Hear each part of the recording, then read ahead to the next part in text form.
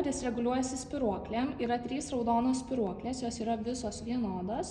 Raudona yra pati sudėtingiausia spiruoklė, nesvarbu, ar jūs susidėsit šitas 2 raudonas, ar šitas 2 bus vienodas pasipriešinimas. Mėlyna spiruoklė yra vidutinė, perpus lengvesnė negu raudona, ir balta spiruoklė yra pati lengviausia, jinai lengviausiai ir išsiima. Kaip užsideda spiruoklės, tai stumiam nuo savęs, užsikabina, raudona šiek tiek sunkiau ir taip pačiai nusiima.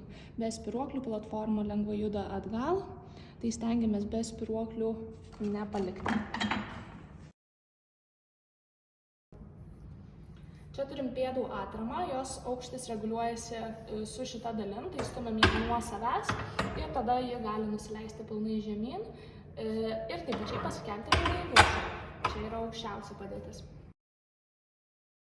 Turim taip pat medinę pėdų atramą, prie jos rasit diržą užsikišti, dažniausiai pėdoms naudojam, ir šone reformerio čia turim medinę lazdą.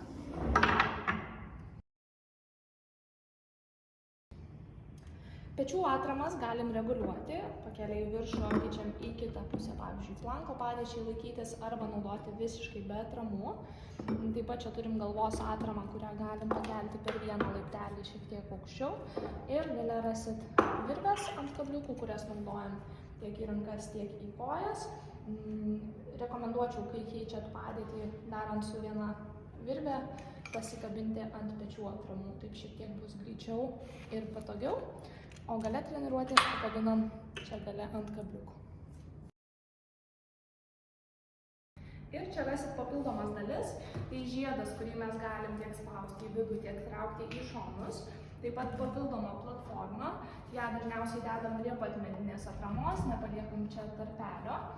Ir dėžė turi kelias padėtis, gali būti padėta šalia reformerio, galim dėti kaip į trumpą dėžės padėtį, arba atsukti kitą pusę ir bus ilga dėžės padėtis.